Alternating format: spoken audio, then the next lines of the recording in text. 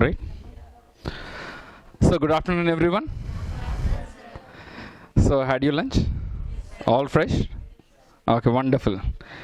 So in this session, we're gonna discuss about international relations. So before we get into the concepts or the definition of international relations, let us understand the term international relations. The very first thing, international. So we know what is national, right? Recently you might have heard about the people talking that some people talking against the government or anti-national, right? So nationalism, the concepts of nationalism, freedom movement, right? So the word national you're very familiar with. That means with respect to your own country. National is nothing but with respect to your own nation. International, right? In between two different nations, right? And whatever the relations that exist between two different nations, we're gonna study in international relations. And this is an extremely beautiful concept, and the classes will be extremely entertaining because we know what India is dealing with other nations. And most of the times when two people are fighting, it is extremely interesting for us. Right? These are the topics which we will put all the efforts to know. Right? We don't know what is happening with China, but if the China and India are fighting, we will know. Right? With Pakistan, whatever the relationship we have right now, we have no clue. But if there is any conflict that arises between India and Pakistan, we'll get to know. Right? So we'll see what relationship India has with all the other nations across the globe in this international relations concepts. Okay? And international relations is precisely important for the prelims perspective when it comes to the current issues. And the mains perspective, it is more relevant because you need to give the descriptive analysis of the relationship India has with any other nation. Okay? So in both prelims as well as mains. Prelims, mostly the current issues, as well as you have to understand the background if you really want to understand the current issues, and at the same time for the mains, the analysis part. So this is more relevant. So let us understand what is international relations. Right? So as the definition speaks, it is concerned with the relationship across the boundaries of nation states, right? Across different nations, whatever the relationship that exists. But can the definition be so simple? Because the relationship is very complex. We know. Even the relationship we have with our mother is very complex. With our father it is complex. With our friend, very complex. With your boyfriend or girlfriend or your partner, it is out of the boundary. Right? Clueless. So it is international relations addresses international political economy, global governance, intercultural relations, national and ethnic identities, foreign policy analysis, development studies, environment, international security, diplomacy, terrorism, media, social movements, and more. See how many areas we need to discuss about international relations. So here we clearly understand that international relations is not just India having relationship with other nations. We have to understand what the possibilities we have in which the country can have the relationship and how complex they are or how simple they are. In what other areas? International political economy. So when it comes to the economy, we are not isolated in the country. If some other country devalues its currency, that effect will be on India. If some other country is stopped exporting some kind of a resource to the other country, the impact will be on India. So all the countries' economies are interconnected with each other. If inflation is present in one country, the entire world experiences that effect. Right? So international political economy, we need to address global governance. So whatever the initiatives one country is taking, so that automatically affects us. Right? So whatever the governance initiatives, Startup India, Stand Up India, isn't it affecting the other nations? We are telling that don't go to other countries, come to India, invest in India, we grow together. So that is affecting other countries as well, right? So policy measures also we're gonna discuss. And intercultural relations. So when you're talking about intercultural relations, based upon the cultural similarities, you will be aligned to a particular country. If the culture is not matching, you'll be like, the people are different, so what is the point? Right? If the culture are similar, then you can have a good rapport. So you have seen in UK, Rishi Sunak has become the Prime Minister and we are like, array yaar, this is our place only, UK. Because Indian, right? Indian origin citizen is actually ruling the country, so our place only. It is like just offshoot of India. We don't interpret that as a different country now, right? Why? Cultural aspects and national and ethnic identities. When you're talking about identity, you might have a different identity. So every personality has a different identity depending upon the social circumstances, right? As of now, you're a student, I'm a teacher. Once we go out, we can be friends. So once, if I'm related to you, I'll be brother or some other. So the relationship and the identity an individual has is totally diverse, right? So if you go to some other state, you will be telling that I'm Andhra, I'm Telugu. If you go to some other nation, you will be telling I'm an Indian, right? If you're going to go to the other continent, you'll be saying I'm from Asia, I'm Asian, right? So the identity changes, right? And the government also gives one kind of an identity, Indian, constitutionally guaranteed right, citizenship, right? So we have national and ethnic identities. Ethnically, we are totally diverse again. Ethnically, we are totally diverse. So you can be Dravidian, you can be Aryan, you can be Southeast Asian, you can be Caucasian, you can be African, Negroid. So the ethnic identity might be totally different for you, right? And foreign policy analysis, right? So what do you mean by a policy? Every department has its own policy. The policy is nothing but a set of instructions or a set of guidelines we have in the direction in which we need to move forward. That is the policy, right? If you become an IAS officer or IPS officer, right, you are the policy drafters, right? The actual policy makers are the ministers and MLAs, MPs. They are the policy makers, but you are the actual drafters. You draft them. They don't know how to draft. They give you the guidelines, you draft it, right? So what is this policy? ICT policy, you have the space policy. We have different policies for different domains. So these are the set of guidelines in which the department or a country needs to move forward. That is policy. So how India needs to move forward when it comes to foreign relations? That is foreign policy analysis. That is foreign policy analysis and development studies. Every country talks about the development. Every country needs to be developed, right? We don't have an alternative for that, right? So if the country is remaining the same as it existed 50 years back, useless, right? So we are struggling so hard to protect our sovereignty, and you cannot protect the sovereignty if the development is not there. So development has to be discussed, right? And the development cannot happen if you are isolated, right? So you know, before 1991, after 1991, economic reforms. Initially, we were kind of a closed economy. The government takes care of everything. We do not have to look for other countries. Are we able to grow? It has become very difficult. Now we opened our markets. Now we are telling, okay, come, all the investments come to India. That is how the China grew, like as a superpower, right?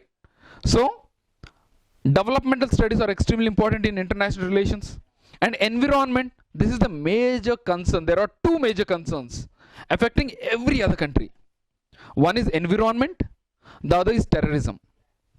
These are the two global concerns we have as a common between all the countries, and every country is getting affected by that. So you study environment, international security. The main one of the aspects why we ensure international relations is the security, to provide the security. So India, for 200 years we fought with these white people, right, who came to India, and they framed the policies in Britain, in UK, and they enforced the policies in India, right? 1993 Regulation Act, they passed it there, and the Bengal has become their own. So what an irony, right? It is very stupid, right? They are passing the rules there in UK, and they are telling that this land is ours, right? So 1858 Queen's Proclamation, now the entire land becomes the Queen's. Did they ask for your opinion? No, they never considered the people's opinion. The forest policy before independence in 19th century, they framed the forest policy there, and then they were like, all the forests belongs to us. not Indians, not even the Indian tribes. It doesn't belong to any of them. It is ours. And later they reframed the policy telling that now the forest you can utilize, but it is a privilege we are giving, not a right. You cannot utilize. Whenever we ask you to stop using the resources, you have to stop. Right? So that is how. So it is a hard-earned sovereignty. It is a hard-earned independence. For 200 years, we have been struggled. We had struggled and finally we got. So now we have to ensure the security. International security is of extreme importance. And diplomacy. What do you mean by diplomacy? If I don't like you, and I'm telling that I don't like you on your face right away, is it diplomacy? No. So I don't like you, and I'll be telling, let us see how it goes forward. That is diplomacy, right? Diplomacy is telling the fact in a way that you're not telling exactly the same way. You're taking the balanced stand. That is diplomacy. In international relations, you can tell on the face that I don't like a particular nation. India never tells that we hate Pakistan. But we tell that we hate Pakistan supporting terrorism. We don't, it is not like we hate Pakistan. We like it. It came from India only. We gave Pakistan. We love Pakistan. But when its policies are affecting the terrorism and on India's impact, so we don't like that particular aspect. That is diplomacy. Right? And terrorism, as you know, right? So terrorism has been so rampant, and terrorism in any possible way is destructive and it is obstructing the development. And media, so how are we getting to know about the international relations, how the nations perceive everything? Through the media. Media is the channel. And how many of you watch news more? No one? How many of you read newspapers? Hey, at least newspaper you have to read, right? Forget about the news. The most of the news after 24/7 news channels have come, the most of the news content is nonsense. It is useless. So now the media has become reactive media. So they'll ask you, he reacted like this, what will you react? And after he reacted, they'll take the mic to the other person, he reacted like this, what is your opinion? That is the only media. Alright? But other than that, we need to know what is happening in the nation. Alright? So what are the core aspects of what are happening around the world? That is the actual awareness that every government examination is testing. Every government examination is testing the awareness you have. What is happening around you? That is the most important thing. Right? So media plays a crucial role for that. And social movements. Right? So whatever the social movement that is happening right now. So the people are like, Khalistan we need. And the India is like, no way. There is no way we're going to give Khalistan. Right? Whenever the sovereignty is questioned, there is no way. Recently, one of the person is tagged as a terrorist under Unlawful Activities Prevention Act. Just one day before or 2 days before, we designated an individual as a terrorist. Right? So whenever the sovereignty of India is questioned, whatever the movement that may be, we will tag that as a terroristic organization. The sovereignty of India cannot be questioned whatsoever. Unity and integrity of the nation cannot be questioned whatsoever. We are unitary in federal. Right? But federal structure with a strong unity is indestructible. Right? There is no way it can be compromised. Right? So that is social movements. What is happening? Right? Environmental movements, or for any kind of a change that is happening. So social movements and mode. All these aspects we're going to discuss in international relations, and how these are affecting the other nations, and the movements happening in the other nations, how it is affecting India. Right? And it is a multidisciplinary field. We know after discussing all these subjects, it has to be multidisciplinary.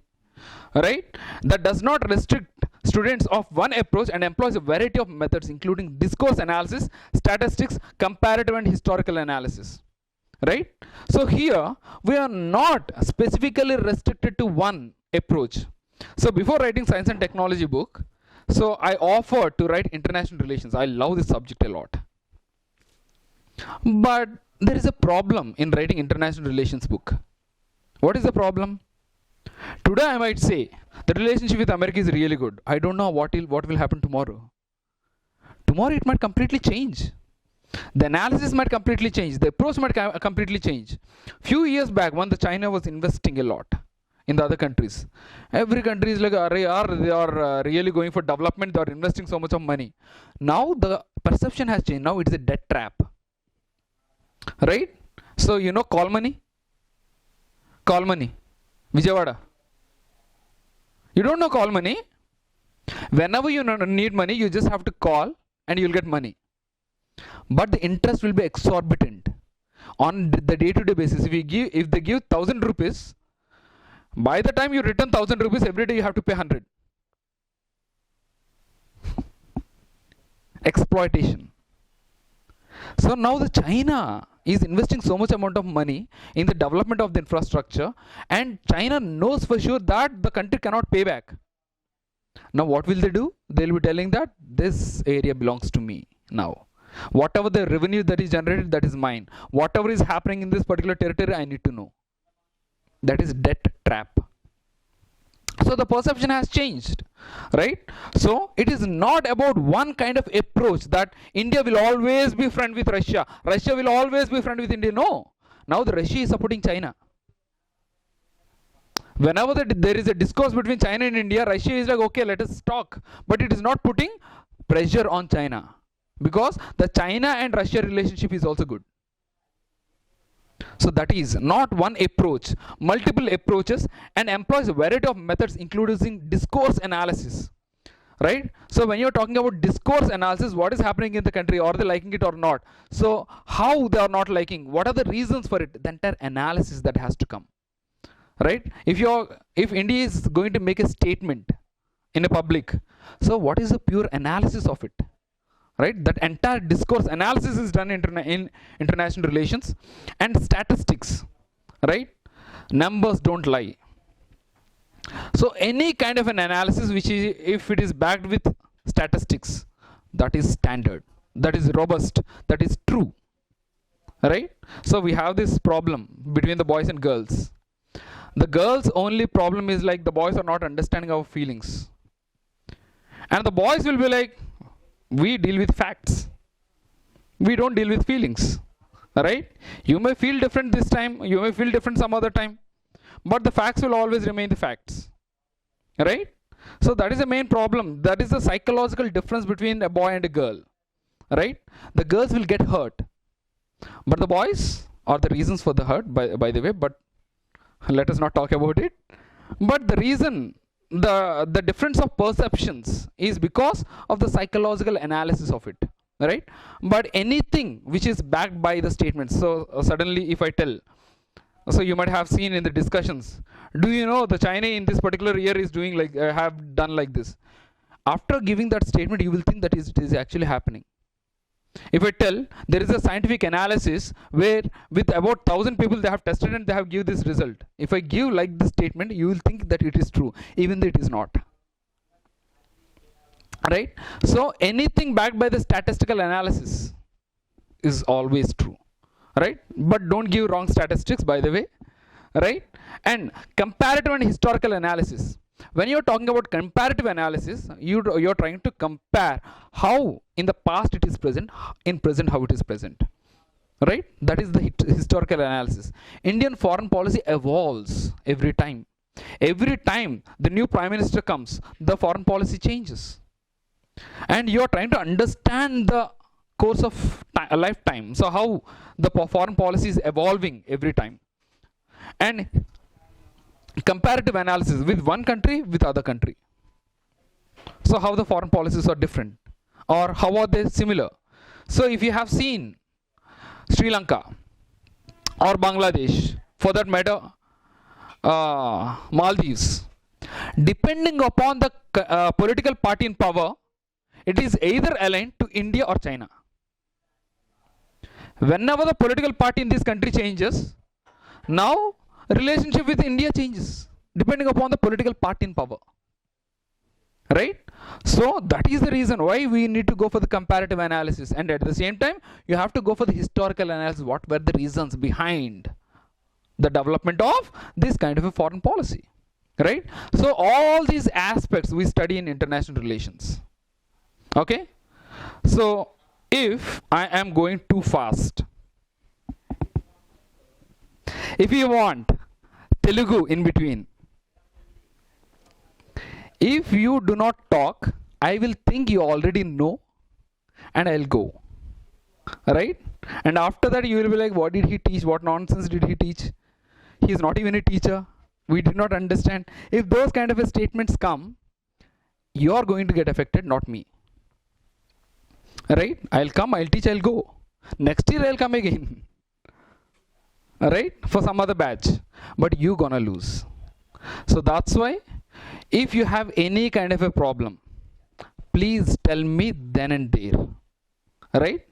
So తెలుగులో explain చేయమంటే మళ్ళీ తెలుగులో explain చేస్తాను, దానికైతే ఇబ్బంది లేదు. Okay, కానీ అడగండి.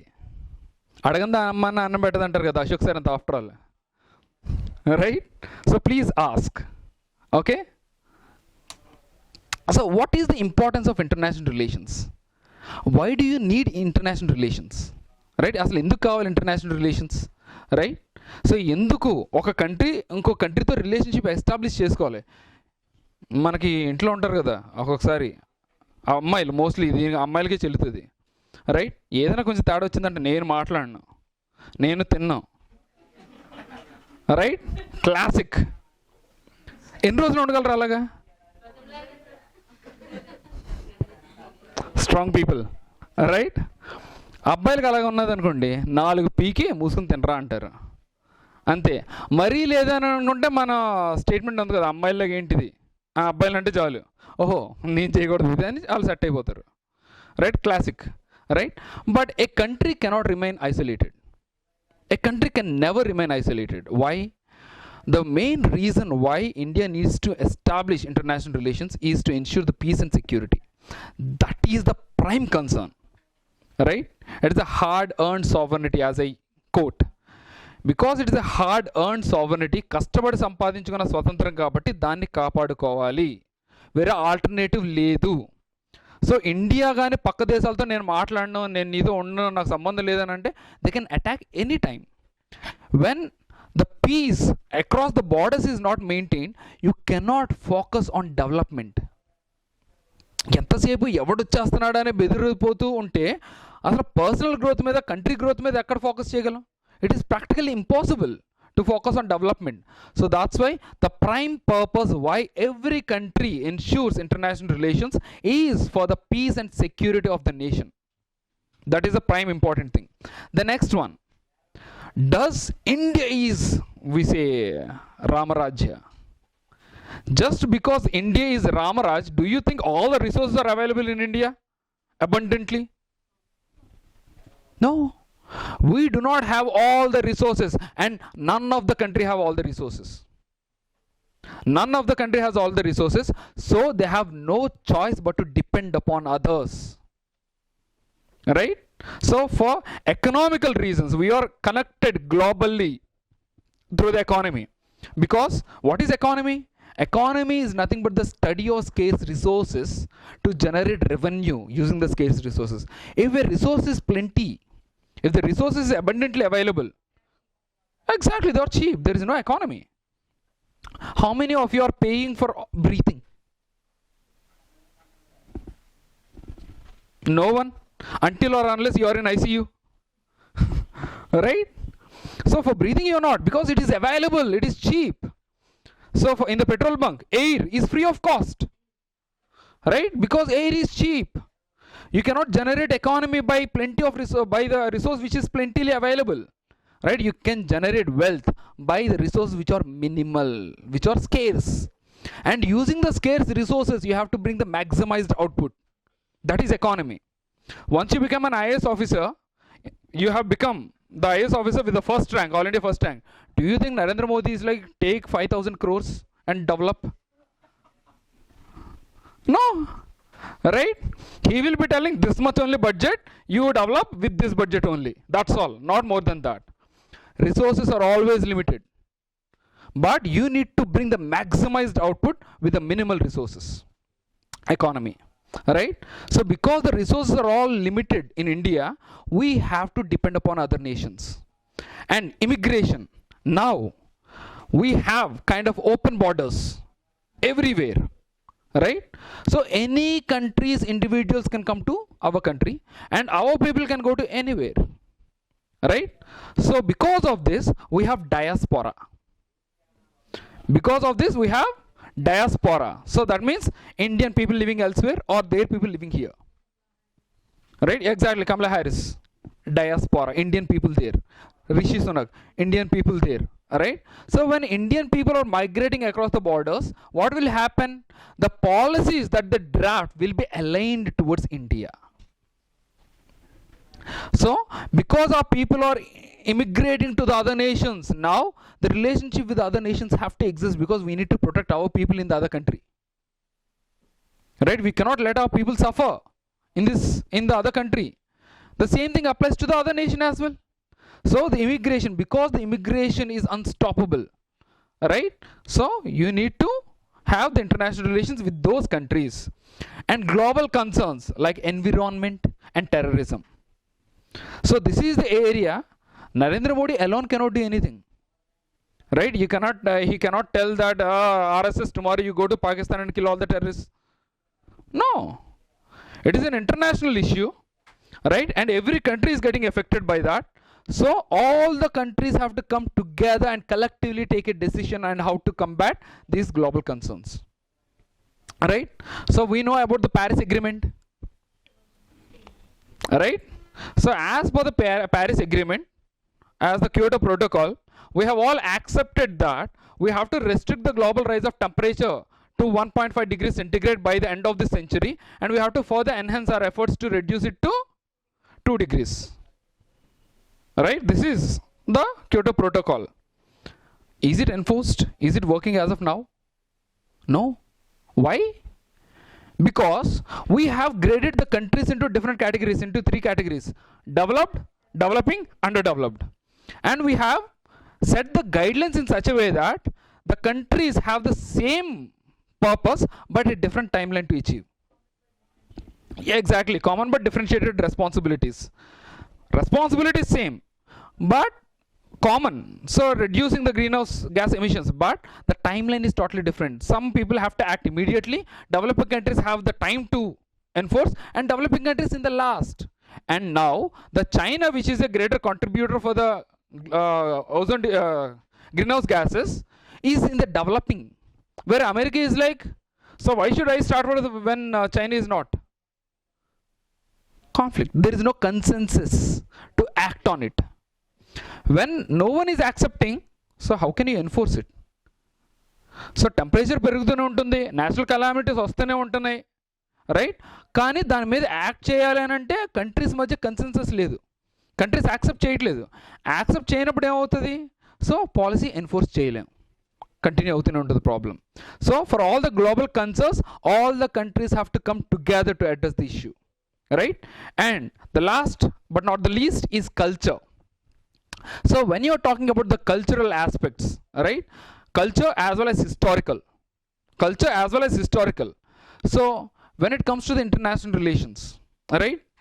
So the Bangladesh, if there is a match, and you might have known about the T20 international where the Dhoni has taken the wicket, run out. You remember that match? So there were 3 balls left, and within 3 balls they have to go for 2 runs, 2 wickets catch, and the last it is stump. So in that was awesome. And the standard internet is like, you cannot win over your dad. India is the dad, Bangladesh is the child, right? Why? Because it is Bengal back then, and later because of the partition we have given East Pakistan and West Pakistan, because of which we are the dad. Historical reasons, right? History is connected. And the same way culture, wherever you may go, if the culture is similar, you'll be aligned towards each other, right? It is very easy. So if you go to the other state, in my institution, right, so most of the people are Telugu.